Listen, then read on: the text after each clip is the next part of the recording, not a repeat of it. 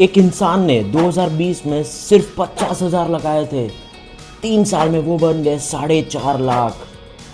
उसने कोई insider tip नहीं ली थी, उसने कोई अलग ऐप भी यूज़ नहीं किया था, उसने सिर्फ निफ्टी और सेंसेक्स को समझा जब सब लोग डर के भाग रहे थे। और तुम आज भी न्यूज़ में देख के सेंसेक्स गिरा, निफ्टी उड़ा, ये देख के रिमोट से टीवी बंद कर देते हो क्योंकि समझ ही नहीं आता। मैं सही बोल रहा हूँ ना? अगले 15 मिनट में मैं तुम्हें वो सब दिखाऊंगा जो एक नॉर्मल मिडिल क्लास इंडियन को पता होना चाहिए था पर स्कूल ने कभी नहीं सिखाया। मैं हूं मिस्टर रिलेटेबल एंड आज निफ्टी और सेंसेक्स तुम्हारे लिए कोई भी मिस्ट्री नहीं रहेगी। चलो शुरू करते हैं जीरो से।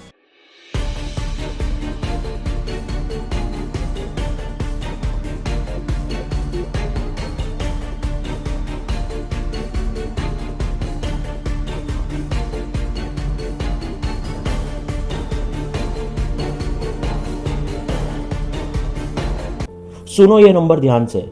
इंडिया में अभी 9 करोड़ से भी ज़्यादा लोग स्टॉक मार्केट में इन्वेस्ट करते हैं। 9 करोड़। और ये नंबर मुंबई, दिल्ली और बैंगलोर की कंबाइंड पॉपुलेशन से भी ज़्यादा है। पर एक सर्वे में ऐसे नंबर्स आए जो मैं देख के एकदम शॉक हो गया। इन 9 करोड़ लोग में से सिर्फ 30% लोग कॉन्फिडेंटली सेंसेक्स और निफ्टी एक्सप्लेन कर पाते हैं कि वो होता क्या है। सिर्फ 30%। बाकी 70% वो इन्वेस्ट तो कर रहे हैं लेकिन ब्लाइंडली, समझे बिना। यार ये डेंजरस है। इसीलिए आज हम ये फिक्स करने वाले हैं, एकदम सीधा। एक भी टर्म बिना समझाए नहीं छोड़ूंगा, आई प्रॉमिस। आज हम देखेंगे सेंसेक्स क्या होता है, निफ्टी क्या होता है, दोनों में फ़र्क क्या होता है, मार्केट ऊपर नीचे क्यों करता है, और सबसे इम्पोर्टेंट तुम्हारे पैसे पे इसका सीधा असर कैसे पड़ता है। सब कुछ एक वीडियो में। और मैं प्रॉमिस करता हूँ कि ये वीडियो ख़त्म होते होते तुम ड्राइंग रूम में सबसे स्मार्ट इंसान होंगे। ऑफिशियली वेलकम टू आज की मास्टर क्लास। ये वीडियो उन लोगों के लिए है जो स्पेसिफिकली सुबह निफ्टी और सेंसेक्स का नाम सुनते हैं पर उन्हें सीधा सीधा कोई नहीं समझाता। वो चेंज होगा आज परमानेंटली। ये वीडियो एक डीप डाइव है, no jargon, no boring charts जो समझ में ना आए, सिर्फ देसी अंदाज में सीधी बात। ये सब जानेंगे जो एक बिगनर्स को और जो मोस्ट सेल्फ अक्लेम्ड इन्वेस्टर्स है उनको भी अभी तक नहीं पता। सेंसेक्स क्या होता है, देसी एनालॉजी से गारंटीड समझोगे। निफ्टी क्या है और सेंसेक्स से वो कैसे अलग है। मार्केट गिरता या चढ़ता क्यों है, 5 रियल रीजंस विद एग्जांपल्स। तुम्हारे पैसों का इस पे डायरेक्ट असर, SIP, PF, LIC सब कनेक्टेड है। कोविड क्रैश से करोड़पति तक, रियल केस स्टडीज। और बिगनर्स के लिए 5 सिंपल एक्शन प्लान्स आज से शुरू कर सकते हो। सुनो, एक काम करो, अभी सब्सक्राइब कर लो, शेयर करो वो उन दोस्तों को जो पैसे की वैल्यू तो करते हैं लेकिन उसे इन्वेस्ट करना नहीं आता। Segment 1, what is stock market, the सब्जी मंडी एनालॉजी। चलो शुरू करते एकदम स्क्रैच से। स्टॉक मार्केट को समझना है तो पहले एक चीज़ सोचो, अपनी लोकल सब्जी मंडी। वहाँ क्या होता है, आलू, टमाटर, प्याज बिकते हैं, बायर्स आते हैं, सेलर्स ऑलरेडी है, प्राइस डिमांड सप्लाई से डिसाइड होती है। वही एग्जैक्टली स्टॉक मार्केट है, बस वहाँ पे सब्जियाँ नहीं बिकती, वहाँ पे कंपनीज के शेयर्स बिकते हैं। लोग, ये शेयर क्या है? शेयर मतलब सोचो, एक रिलायंस का बहुत बड़ा पिज़्ज़ा है, उन पिज़्ज़ा के लाखों छोटे छोटे टुकड़े किए हुए होते हैं और फिर वो लोगों को बोलते हैं इसे खरीद लो। अगर तुम इसे खरीद लोगे तो तुम्हें भी इसमें हिस्सा मिलेगा। वो जो टुकड़ा होता है वो होता है शेयर। अगर तुम एक शेयर खरीदते हो रिलायंस का तो टेक्निकली तुम भी रिलायंस में थोड़े से ओनर बन जाते हो। कूल ना? एक एग्जांपल सुनो। 2021 में एक शेयर आया था जोमेटो, उसका रेट था ₹76। जो लोगों ने समझा और आगे का सोचा, आज वो जोमेटो का शेयर प्राइस है ₹250+। यही होता है स्टॉक मार्केट, जहाँ रिस्क और अपॉर्चुनिटी दोनों साथ में चलते हैं। जो समझे वही जीते। स्टॉक प्राइस ऊपर या नीचे क्यों होती है? चलो वापस सब्जी मंडी पे आओ।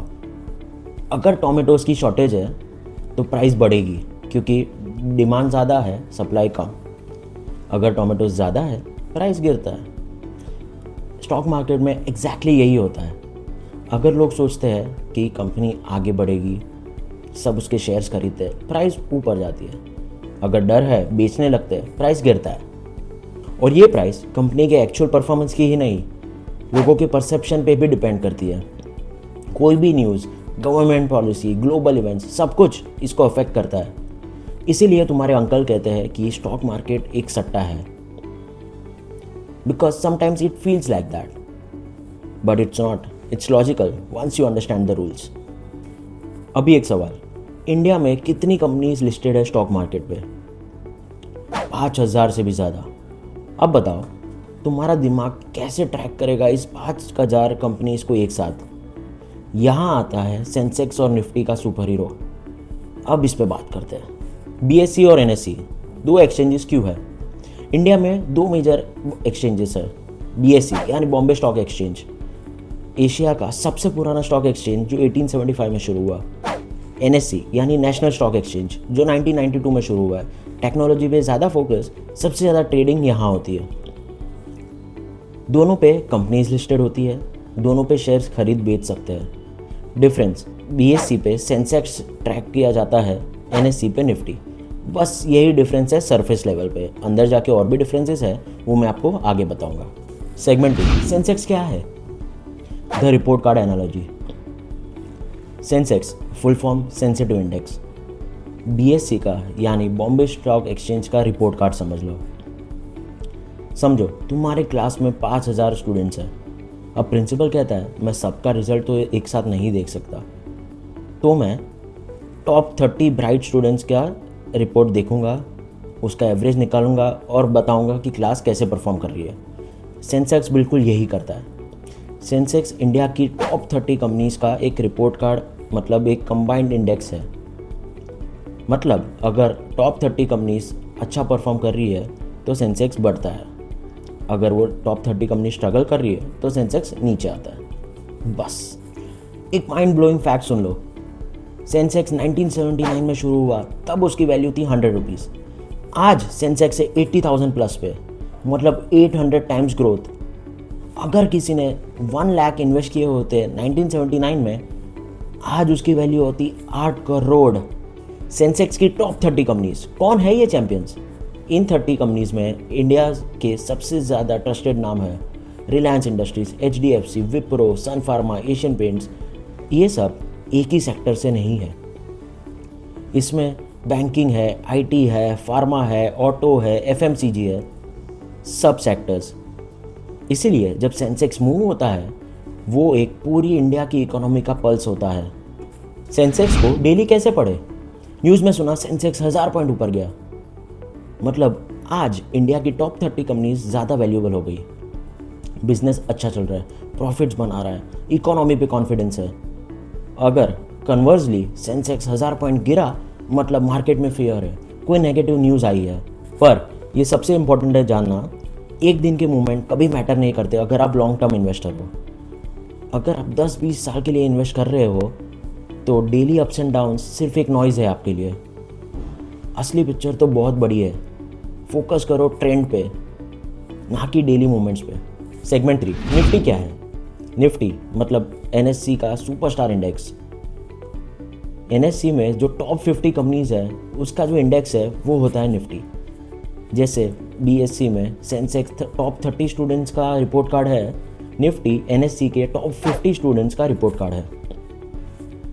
ज़्यादा स्टूडेंट्स, थोड़ा ब्रॉडर पिक्चर। निफ्टी 1996 में लॉन्च हुआ, तब उसकी वैल्यू थी 100 रुपीज़। आज निफ्टी है 24,000 प्लस पे। ऑलमोस्ट 30 साल में Nifty has given 24 times growth.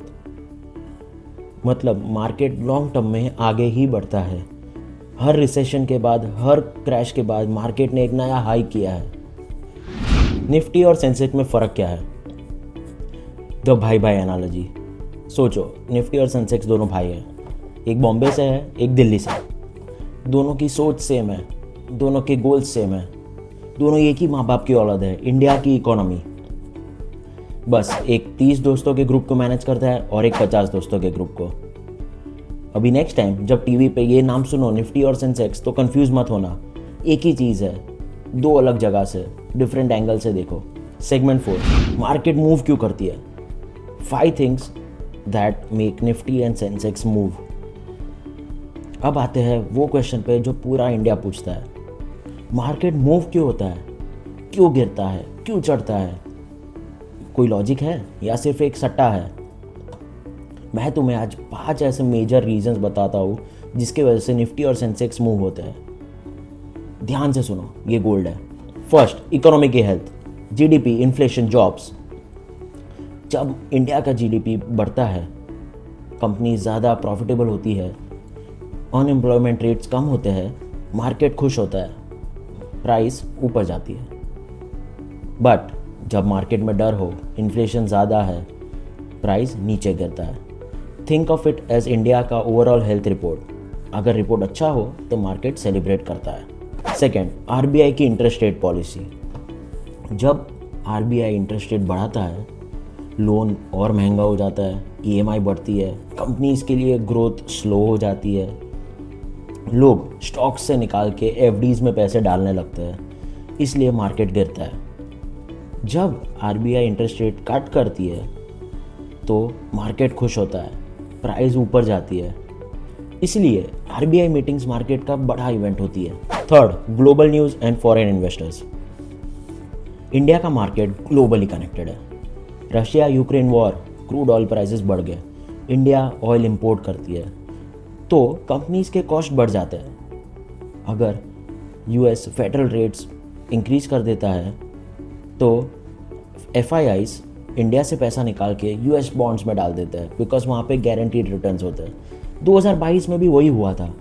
FIIs ने 2.5 लाख करोड़ इंडिया में से निकाल के यूएस में डाल दिया, मार्केट गिर गया। फोर्थ, कंपनी के क्वार्टरली रिजल्ट्स। हर 3 महीने लिस्टेड कंपनीज रिजल्ट्स अनाउंस करती है। Income, profit, growth. टीसीएस ने ज़्यादा प्रॉफिट बनाया, मतलब टीसीएस के शेयर ऊपर और निफ्टी आईटी भी ऊपर। एक बड़ी कंपनी के सरप्राइज रिजल्ट्स पूरे इंडेक्स को हिला सकती है। इसीलिए अप्रैल, जुलाई, अक्टूबर और जनवरी ये सीजन्स में हाई वॉलेटिलिटी होती है क्योंकि क्वार्टरली रिजल्ट्स आते हैं। Fifth, fear and greed, market के सबसे पावरफुल फोर्सेस, क्योंकि ये लॉजिकल नहीं, ये इमोशनल है। मार्केट में लोग डरे हुए हैं, लोग बेचते हैं, मार्केट शूट्स डाउनवर्ड्स। अगर लोग ग्रीडी है, खरीदते हैं, market shoots upwards. Warren Buffett's की गोल्डन लाइन सुन लो, be fearful when others are greedy and be greedy when others are fearful. जो ये मास्टर कर गया वो होता है स्टॉक मार्केट का किंग। बुल मार्केट और बेयर मार्केट, ये टर्म्स हम क्यों सुनते हैं? बुल मार्केट, हॉर्न्स ऊपर उठते हैं, कंसिस्टेंटली मार्केट ऊपर जाता है, इकोनॉमी स्ट्रांग है, कंपनीज प्रॉफिट में है, इन्वेस्टर्स खुश है।